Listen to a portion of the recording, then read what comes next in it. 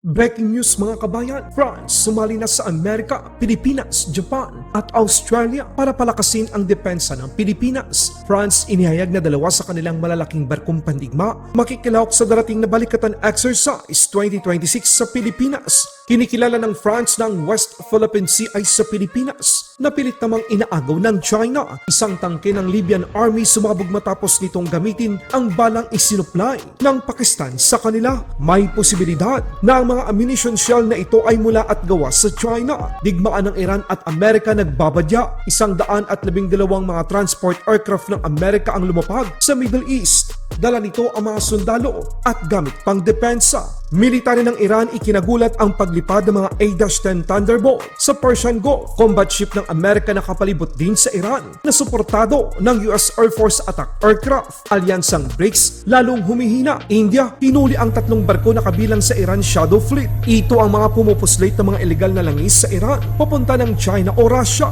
Eksperto sa Pilipinas ipinaliwanag ang kaibahan ng issue pagdating sa West Philippine Sea at Kalayaan Island Group.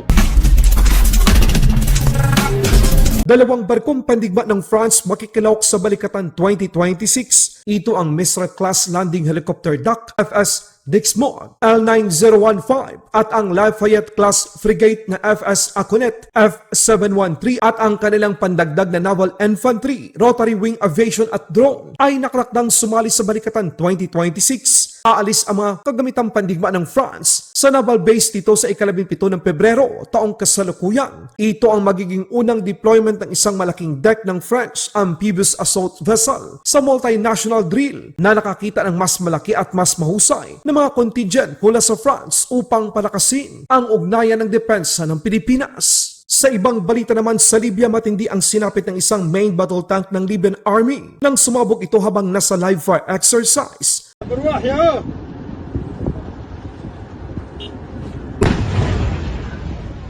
الله لا حول ولا قوة إلا بالله فجرت فيهم اللي راح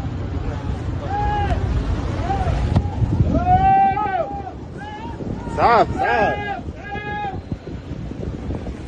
اسعاف يا جماعة.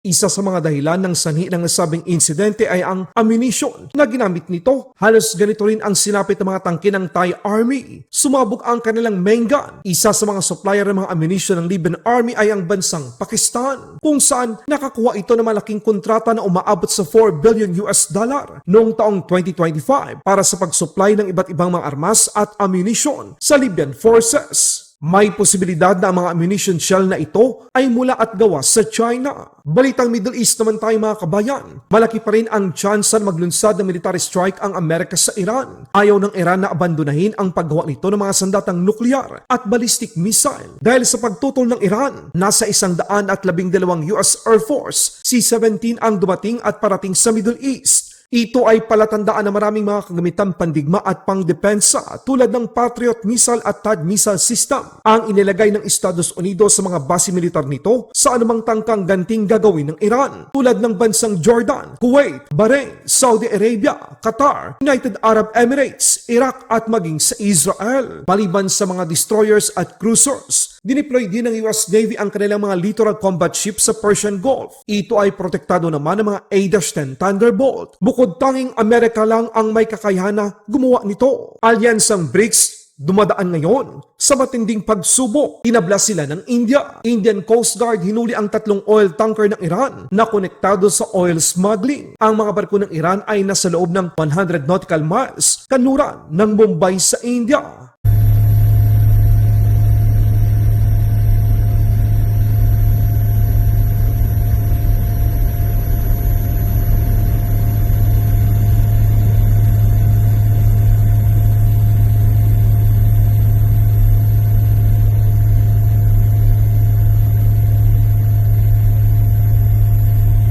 Maritime law experts sa Pilipinas hindi rin maiwasang mainis at magalit sa pahayag ng isang senador na isuko na lang ang Kalayaan Island. Ang basehan naman doon ay susukatin lamang ng 200 nautical miles mula sa baselines.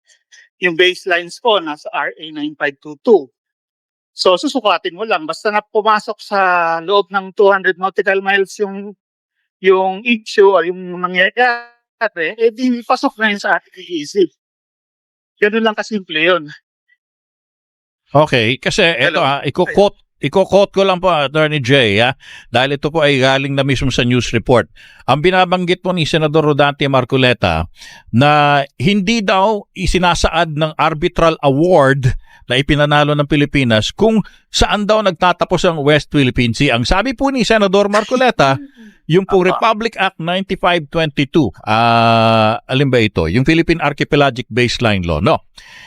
Merely defined, ito po quoting merely defined the Philippine archipelagic baseline from which to measure the territorial sea, exclusive economic zone, and continental shelf, but did Opo, not, tama po. sabi po niya, but did not determine the exact area of the WPS. Sabi po niya ganon. Well, kasi ang hinahanap niya ay meets and bounds, coordinates, no? Pero hindi niya naiintindihan ang konsepto ng coordinates. Ang coordinates ay isang point. Now, in order to create a line, you need at least 2 points. In order to create a curved line, di ba puro kurbado yung mga Yes.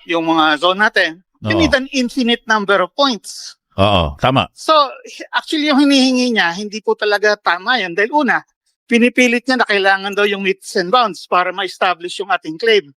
Mali po yun. No?